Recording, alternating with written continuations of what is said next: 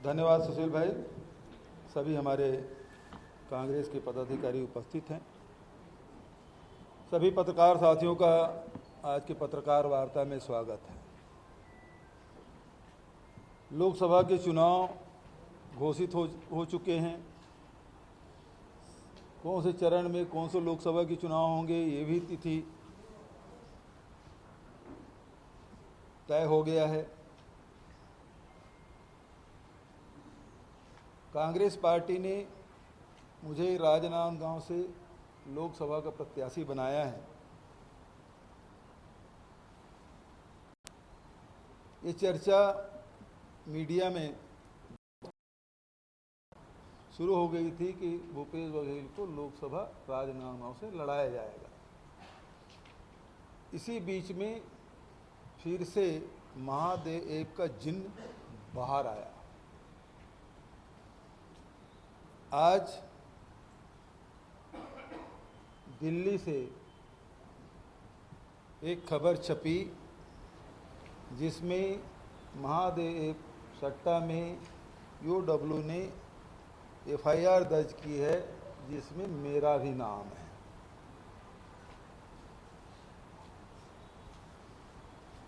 बहुत ही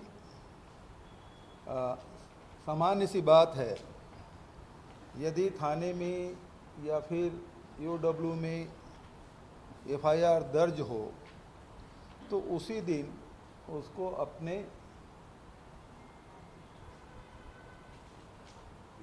वेबसाइट में उसे डाल दिया जाता है। एफआईआर की कॉपी आप देखेंगे, ये 4 मार्च के एफआईआर की कॉपी है। इसमें 4 मार्च लिखा गया है और आज रविवार के दिन 17 तारीख को दिल्ली से इसे प्रकाशित किया जाता है। रायपुर से नहीं, एफआईआर तो रायपुर में दर्ज हुआ। तो फिर 13-14 दिन तक क्या करते रहे? जैसे कि आप सब जानते हैं कि लीकर में और दूसरे कोल में सब एफआईआर दर्ज हुआ और तत्काल उसको वेबसाइट में डाल दिया गया। इसे क्यों नहीं डाला गया? दूसरी महत्वपूर्ण बात यह है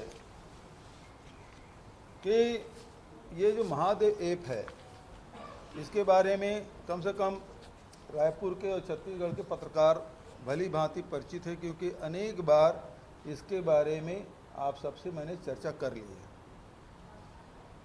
2022 में इसके खिलाफ हम लोगों ने एफआईआर दर्ज किया।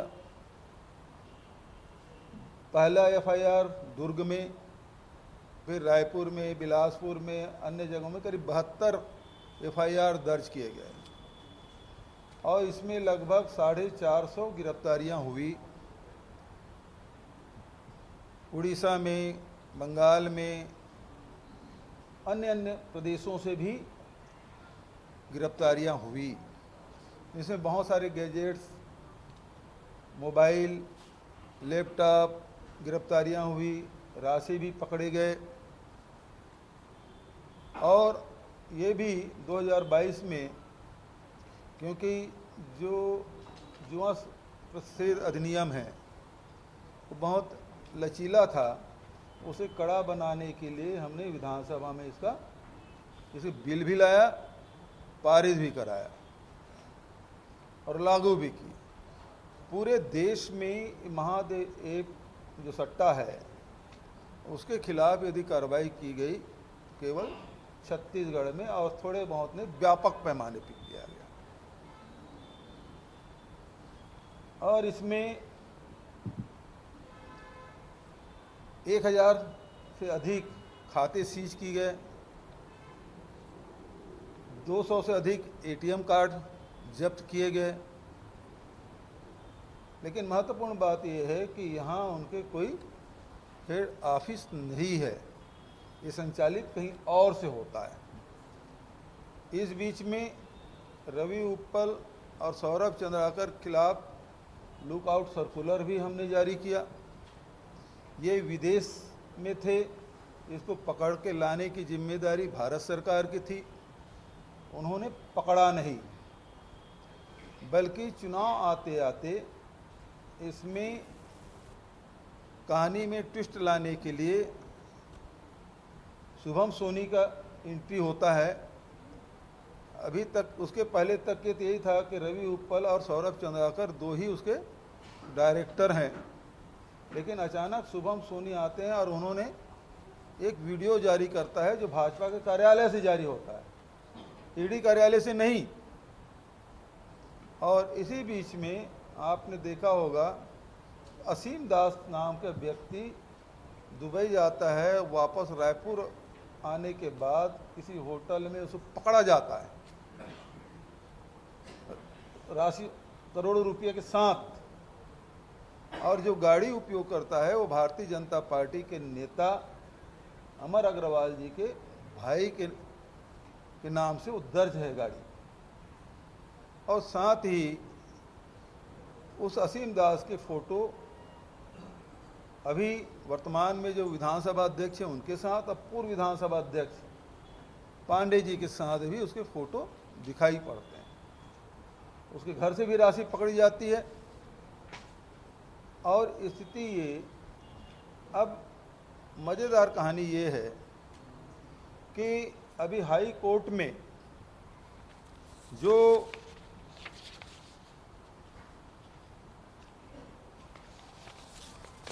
काउंसलेट जनरल जो दुबई के हैं, उन्होंने हाई कोर्ट में ये अपना बयान दर्ज कराया है, जिसमें वो साफ इनकार करते हैं कि शुभम सोनी जो काउंसलेट जनरल के सामने उपस्थित होकर बयान दिए हैं उसे वो साफ इनकार करते हैं, अपनी जिम्मेदारी वो नहीं लेते। उन्होंने लिखा है, consulate general of India Dubai does not accept any responsibility for the contents of this documents.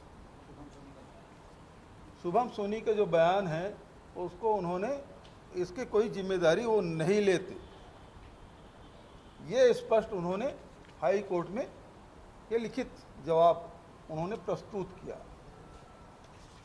अब दूसरी बात यह है, जब आपने एफआईआर दर्ज किया, एफआईआर की कॉपी हमारे पास है, उस एफआईआर की कॉपी में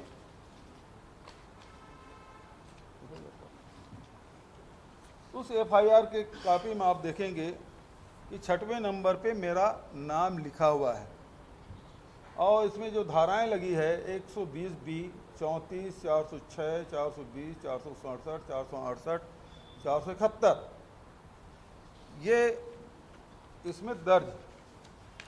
दूसरी बात ये है कि इसमें जितने महादेव के प्रमोटर और दूसरे लोगों का नाम इसमें उल्लेखित है, लेकिन आप ये जो बॉक्स में आप नाम पढ़ेंगे तो इसमें महादेव बुक ऐप के प्रमोटर द्वारा ऑनलाइन बेटिंग ऐप के इस आपराधिक कृत्य के विरुद्ध वैधानिक कार्रवाई को रोकने के लिए विभिन्न पुलिस व प्रशासनिक अधिकारीगण तथा प्रभावशाली राजनीतिक व्यक्तियों का संरक्षण प्राप्त किया गया, जिसके एवज में उन्हें नियमित तौर पर प्रोटेक्शन मनी के रूप में भारी राशि दी गई। इसमें कहीं भी मेरे नाम का उल्लेख नहीं है।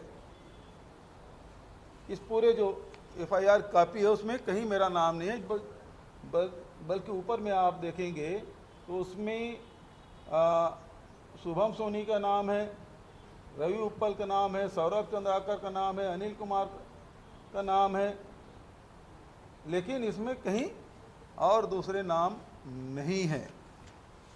ये विशुद्ध रूप से ये राजनीतिक एफआईआर है, जबरन मेरा नाम डाला गया है, दबावपूर्वक डाला गया है और इससे स्पष्ट हो जाता है कि ये राजनीतिक प्रतिशोध के चलते ये एफआईआर किया गया। दूसरी महत्वपूर्ण बात यह है कि गूगल को हमने ही लिखा था कि इसको महादेव को बंद किया जाए, तो हमारे निवेदन पे बंद किया गया। लेकिन बहुत सारे और जो बैटिंग ऐप, मतलब इस ऐप में वो दूसरे और उसमें चला लगातार इसको चलाया जा रहा है। आज भी महादेव सट्टा बंद नहीं है। 4 महीना यहाँ राज्य में भारतीय जनता पार्टी की सरकार है और केंद्र में पिछले 10 साल से सरकार है, तो अभी ये सट्टा बंद नहीं हुआ है। तो ये क्या मोदी जी की गारंटी और विष्णुदेव के सुशासन के महादेव सट्टा चल रहा है साए साए?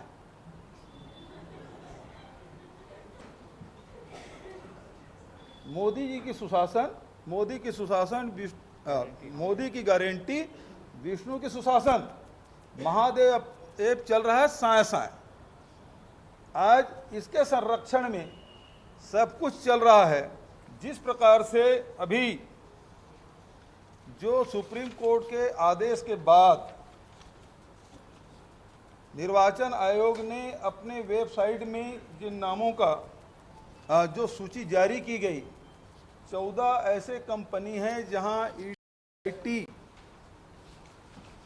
के जांच के बाद सत्ता पक्ष के खाते में पैसा डाला गया। वो तारीख भी आप सब जानते हैं, आप सबके पास है। हालांकि कितने लोग चला रहे हैं, कितने लोग नहीं चला रहे हैं, वो अलग बात है, लेकिन ये सारी सूची आपके पास है। और मज़ेदार बात ये है कि भारतीय जनता पार्टी को सबसे ज़्यादा चंदा देने वाला कोई है तो सट्टेबाज ही है। क्या नाम है उसका भाई? Future gaming and hotel service. Future gaming and hotel services, ये 2 अप्रैल से लेके 7 अप्रैल तक 2022 को, तो उसके पहले छापा डाला और 1368 करोड़ रुपया चुनावी चंदा दिया गया। सबसे ज़्यादा यदि किसी ने दिया है तो ये फ्यूचर गेमिंग वाले दिए हैं। तो क्या ये जो दुबई में बैठे हुए लोग हैं महादेव के डायरेक्टर, उसको इसलिए नहीं पकड़ा जा रहा है कि इनके बीच में कोई लेन देन तो नहीं हो गया, कोई सौदा नहीं हो गया? मैं पहले भी आरोप लगाया था कि विदेश से इसको लाया क्यों नहीं गया। काउंसलेट जनरल के सामने उपस्थित होकर शुभम सोनी बयान देते हैं, उसकी गिरफ्तारी क्यों नहीं होती? तो ये स्पष्ट है कि अब ये आज जिस प्रकार से मीडिया में बात आई है, 4 मार्च को एफआईआर होने के बाद 17 तारीख को ये प्रकाशित हो रहा है, तो ये सोच समझ के इसको डाला गया है, वो भी दिल्ली से। इसका अर्थ सीधा है कि वो राजनांदगांव लोकसभा के चुनाव भारतीय जनता पार्टी हार चुकी है या हार मान चुकी है। ये स्पष्ट है कि वहाँ के चुनाव वो हार चुके हैं और इस कारण से बदनाम करने के लिए इस प्रकार की चीज़ें लाई गई है। और न केवल राजनांदगांव बल्कि मेरे लोकसभा चुनाव लड़ने से निश्चित रूप से भारतीय जनता पार्टी को भारी नुकसान पूरे प्रदेश में हो रहा है। इसको अध्ययन करने के बाद, इसको 13-14 दिन में सर्वे कराने के बाद इसको डाला गया है आज संडे के दिन। आप लोगों की तरफ से कोई सवाल हो तो मैं कहूँगा, जवाब दूंगा, लेकिन ये एक बात मैं कहना चाहता हूँ, ना इन गिदड़ भपकियों से ना मैं डरने वाला हूँ, ना पीछे हटने वाला हूँ।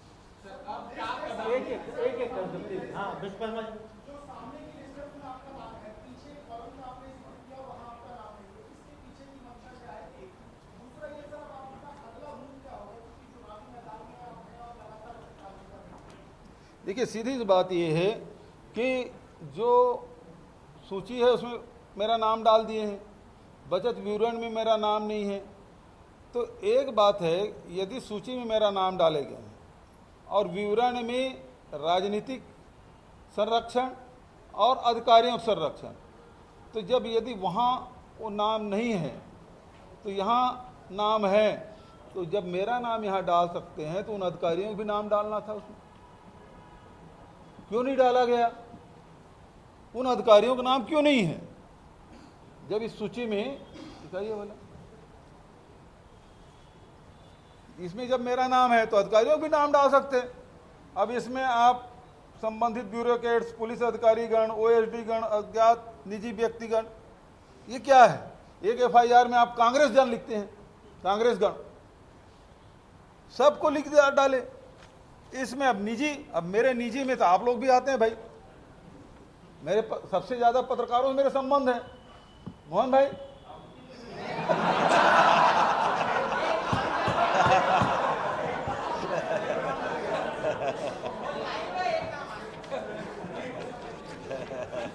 इसमें किसी का नाम नहीं है, इस बॉक्स में है ना, इसमें मेरा नाम है, तो उस अधिकारियों का नाम इसमें आना चाहिए था।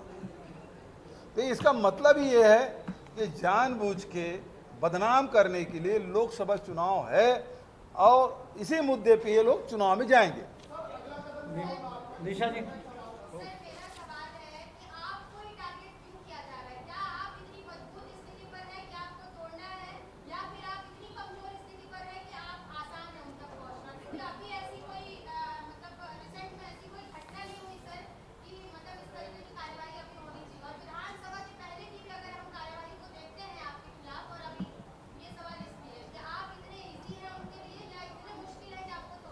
देखिए, मैं पहले ही बोल चुका हूं कि ये 2021 से 20-21 से आईटी, ईडी, सीबीआई लगातार लगी रही, डीआरआई लगी रही, और उसमें पूरे प्रदेश में वो किस मोहल्ले में नहीं गए हैं, कौन सा वर्ग छूटा हो, जिसको डराया नहीं गया हो, जिसको धमकाया नहीं गया हो, दबाव नहीं डाला गया हो मेरा नाम लेने के लिए, वो नहीं कर पाए, कोई प्रमाण तो कर नहीं पाए। अब ईडी, ये हम लोग तो छत्तीसगढ़ सरकार के द्वारा लगातार 22 से जांच कर रहे थे, कार्रवाई कर रहे थे, पूरे देश में सबसे ज्यादा हमने किया।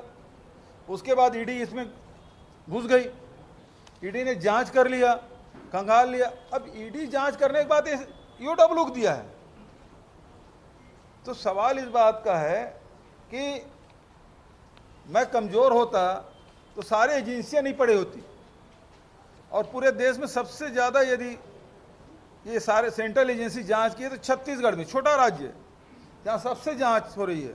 मैं नहीं कहता मैं बहुत मजबूत हूं, लेकिन उनके डर का वजह मुझे समझ नहीं आता।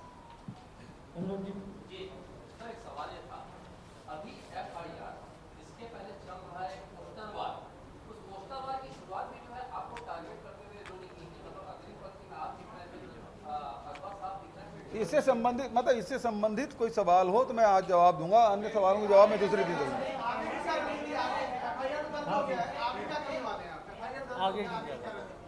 अब इसमें देखिए, मैं तो पहले बोल दिया, इसको जो करना है करे।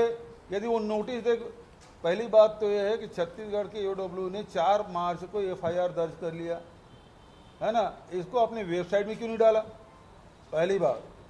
दूसरी बात यह है, यदि वो नोटिस देती है तो हम जाएंगे, क्यों नहीं जाएंगे। तीसरी बात यह है कि यदि इसके मामले में और फर्दर एक्शन लेना है तो वो फिर वकीलों से ही बात करके किया जा सकता है।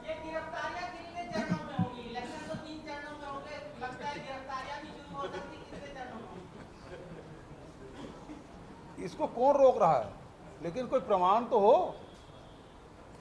3 साल से लगातार ये घूमते रहे, इनको कोई तथ्य मिला नहीं। मेरा एक सवाल ये था कि ये जो आधार बता रहे हैं वो ईडी की जांच को बता रहे हैं कि बार-बार आते कि प्रोटेक्शन मनी के रूप में जो लोगों ने पैसा प्राप्त किया उनको एफआईआर में शामिल किया गया, अधिकारियों के साथ उसमें आपको शामिल कर दिया। बहुत अच्छा सवाल मोहन भाई, बहुत अच्छा सवाल आपने किया, उसके लिए मैं धन्यवाद देता हूँ।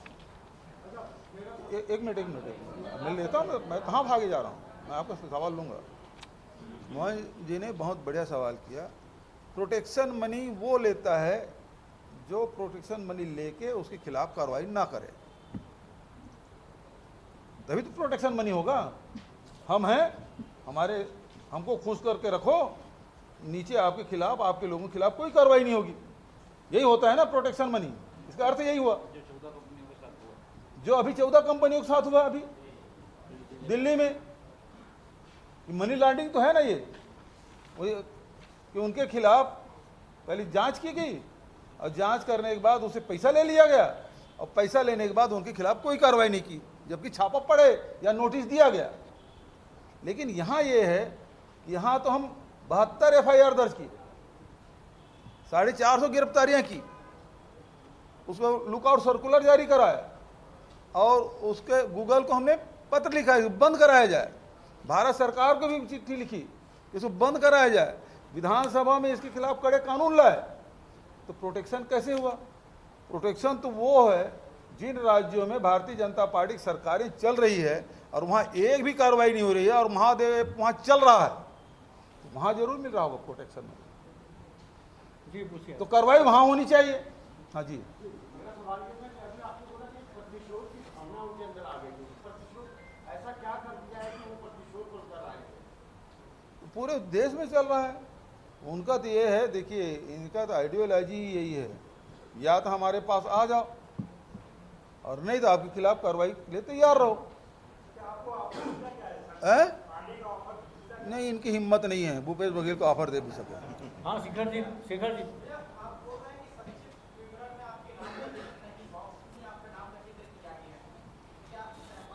नहीं, बाक्स में मेरा नाम नहीं है, बाक्स में तो अधिकारीगण नेतागण लिख दिया, लेकिन एफआईआर में मेरा नाम है। यदि बाक्स में अधिकारीगण और नेतागण है तो नेता का नाम लिख दिए हैं तो अधिकारियों को भी नाम लिखना था ना। ये नहीं है, हाँ ये इसमें नहीं है। हाँ हाँ, और मैं तो पहले एफआईआर के लिए कोर्ट जाएंगे। और मैं पहले बोला हूं आपको, इसकी कौन एक साथी सवाल किए, उसमें बोला कि यदि एओडब्ल्यू मुझे बुलाती है नोटिस देती है तो मैं जाऊंगा। दूसरा ये है कि इसके बारे में फर्दर एक्शन के लिए वकीलों से बात करके फिर आगे कार्रवाई कर सकते हैं। ठीक है जी यार,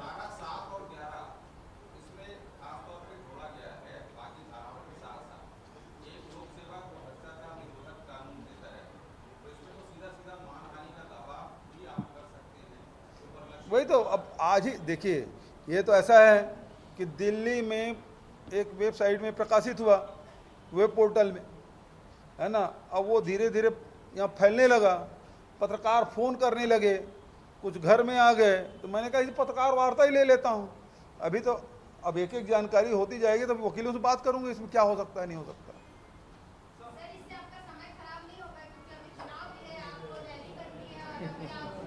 ये तो मुझे बढ़िया प्रचार करने का मौका दे रहे हैं। भाई मीडिया हम लोग दिखते कहाँ हैं, है ना। वहाँ तो सब मोदी जी की गारंटी दिखाई देती है, चाहे टेलीविज़न खोलो तब, चाहे प्रिंट मीडिया देखो तब, चाहे पोर्टल मीडिया देखो तब, सब में वही दिखाई देते हैं। वो तो आप लोग भी जो प्रमुख जो पत्रकार हैं उनका भी पोर्टल देखो ना, तो विज्ञापन में जिसके खिलाफ बोलते रहते हैं उसमें भी उसी को विज्ञापन आता है। हाँ जयप्रकाश जी, जयप्रकाश आ रहा है।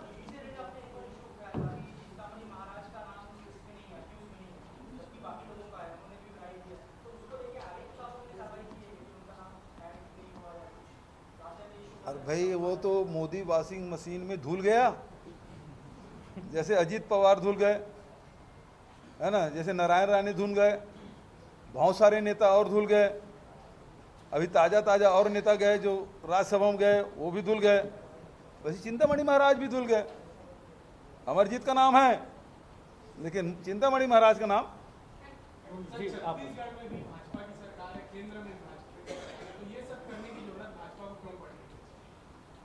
ये सवाल तो उनसे पूछा जाना चाहिए कि उनको क्यों जरूरत पड़ गई।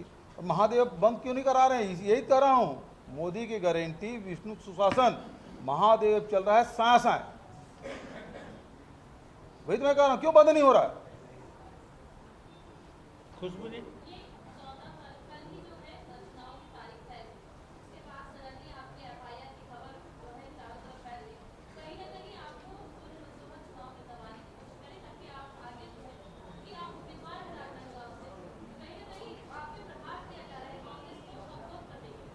बिल्कुल सही बात आपने कहा कि ये राजनांदगांव चुनाव वो हार मान चुके हैं और इसीलिए कल डिक्लेयर हुआ और आज उन्होंने इसको जारी किया, जबकि एफआईआर 4 तारीख को है, लेकिन आज जारी किया है।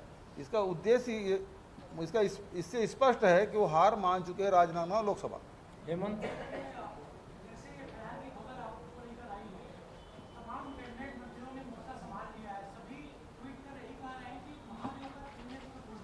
जी मतलब राष्ट्रीय स्तर पे भी मतलब इतने डरे हुए हैं। तो सवाल इस बात का है कि वो जो ये है, क्या नाम है उसका, फ्यूचर गेमिंग, इसके बारे में बता दो। ये सब उनके भविष्य हैं जो 1368 करोड़ रुपए प्राप्त किए हैं, उस पर कार्रवाई नहीं किए हैं। महादेव से कितना लिए हैं बताए, उसके खिलाफ कार्रवाई क्यों नहीं हो रही? दुबई से पकड़ के क्यों नहीं ला रहे हैं? काउंसलेट जनरल के सामने उपस्थित हुई, गिरफ्तार क्यों नहीं किए? ये सवाल है कि ये महादेव के नाम से दूसरे को बदनाम करो। कार्रवाई हमने की, ये केंद्रीय मंत्री बताएं जिसके जिन जिन राज्य से आते हैं वहाँ जो महादेव चल रहा है कि नहीं चल रहा है, और वहाँ रोकने की क्या कार्रवाई की है ये केंद्र सरकार बताए। खुद क्यों नहीं रोक रहे हैं वो? तो बल्कि ये है कि ये जितने भी सट्टा है उसमें 28% GST लगाया है और 4% सरचार्ज लगाया है, उससे पैसा कमा रहे हैं। असलियत ये है कि सट्टा, ये महादेव जो है उसके खिलाफ मैंने कार्रवाई कर दी उससे विचलित होके, क्योंकि सट्टा से पैसा कमा रहे हैं, सरकार भी पैसा कमा रही सट्टे से, क्योंकि 28% GST लिए और 4% सरचार्ज, और भारतीय जनता पार्टी खुद कमा रही 1368 करोड़ रुपया। यह है, पार्टी भी कमा रही है और सरकार भी कमा रही है। वो तो आँख की किरकिरी बन गया मैं कि यहाँ कार्रवाई कर दिया और कड़े कानून बनाया। ठीक है, संत प्रकाश जी। जाहिर सी बात है, भारतीय जनता पार्टी से लोकसभा चुनाव सामने में ऊंचा बना है। क्या लोकसभा चुनाव में इसका प्रभाव पड़ेगा और आप लोगों के बीच क्या कहकर लेकर जाएंगे कि आपको दबाव दिया जा रहा है, आपको दबाव करने? मैं ये कह रहा हूं कि महादेव को भारत सरकार क्यों नहीं बंद कर रही है? डबल इंजन सरकार क्यों बंद नहीं कर रही है? कितना पैसा लिए हैं? मेरा आरोप ये है कि ये जैसे फ्यूचर गेमिंग से पैसा लिए हैं उसी प्रकार से महादेव से भी पैसा लिए हैं, तभी उनके खिलाफ कार्रवाई नहीं हो रही है। कितना लिए हैं?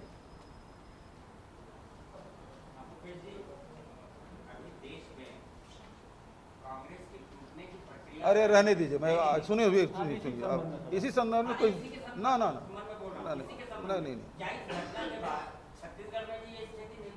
ना ना ये सवाल कुछ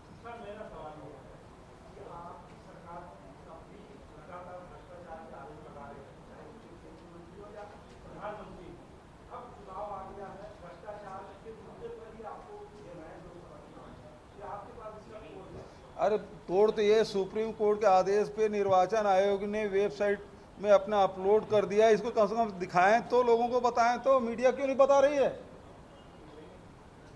इसको क्यों नहीं? जितना सवाल मुझसे पूछ रहे हैं, एक आध सवाल भारतीय जनता पार्टी के लोगों से पूछ लीजिए। ये मैं निवेदन करना चाहूँगा। जी धन्यवाद, थैंक यू, आपका आभार।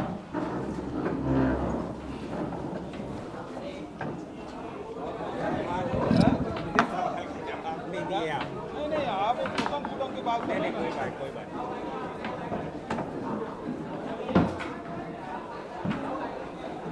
और नहीं, अलग से नहीं, ना इसी में लो, अलग से नहीं, ना वो नहीं, सबको देना पड़ेगा।